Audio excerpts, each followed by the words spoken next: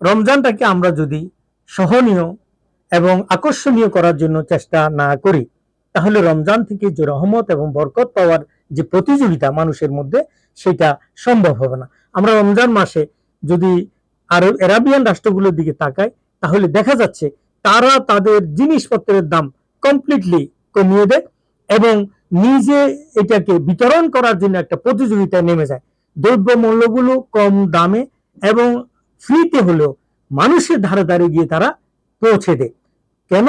যাতে করে মানুষ সহজেই রমজানকে উপলব্ধি করতে পারে, রমজানের শিক্ষাকে কাজে লাগাতে পারে এবং নিজেরাই সহজে রোজাগুলো পালন করতে পারে। এই জন্য রমজানে আল্লাহ রাসূলুল্লাহ সাল্লাল্লাহু আলাইহি ওয়াসাল্লাম বলেছেন যে তোমরা তোমাদের অধস্তন যারা আছে তাদের প্রতি ইহসান করো, তাদের কাজ কমিয়ে দাও, তাদের ভালো খাবার দাও এবং তাদেরকে রোজা এবং ইবাদত বندگিতে যাতে করে সময় তারা দিতে পারে, সেই সুযোগগুলো তৈরি করে দেওয়ার জন্য আল্লাহ রাসূল কিন্তু অনেক নির্দেশনা দিয়েছেন। এই জন্য রমজানে কেউ যদি দ্রব্যমূল্যের দাম বাড়িয়ে দেয়, সে কিন্তু রমজানের সাথে মূলত প্রতারণা করেছে। যে মানুষের দ্রব্যমূল্য বাড়িয়ে দিয়ে সে মানুষকে যে বিটা সন্তুষ্ট করেছে, ইবাদত বندگিগুলো থেকে দূরে নিয়ে যাচ্ছে, মানুষের স্বাভাবিক কার্যক্রমে তাকে বাধাগ্রস্ত করছে।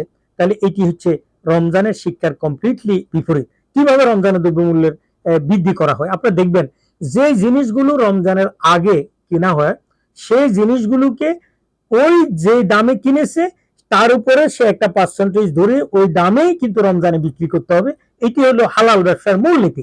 কিন্তু আমরা দেখতে পাচ্ছি আমাদের অনেক ব্যবসায়ীরা কি করে, রমজানের আগে কম টাকায় জিনিস কিনে আবার রমজানে এটাকে বাড়তি দাম সংযুক্ত করে, যে বলে যে আমরা কিনা বেশি সেজন্য বিক্রি বেশি করতে হচ্ছে, সেই কারণে তারা রমজানে এই দ্রব্যমূল্য জিনিসটা দামটা বাড়িয়ে দেয়। এই জন্য ইসলাম সেটাকে নিষেধ করছে, যে দামে আপনি কিনবেন তার সাথে আপনার পার্সেন্টেজ অথবা লাভের অংশটা ধরে আপনাকে বিক্রি করতে হবে।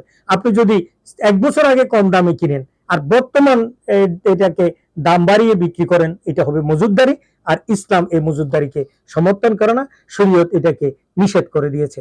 এছাড়াও রমজানের এই আদর্শটা যদি আমরা কাজে লাগাই, রাসূলুল্লাহ সাল্লাল্লাহু আলাইহি ওয়াসাল্লামের ব্যবসা এবং এই ব্যবসা নীতি থেকে, রাসূলুল্লাহ সাল্লাল্লাহু আলাইহি ওয়াসাল্লাম ব্যবসা নীতির মূল কথা হলো তুমি যে মার্কেট থেকে যে জিনিস কিনবা সেই মার্কেটে সেই জিনিস বেশি দাম বিক্রি করতে পারবে না।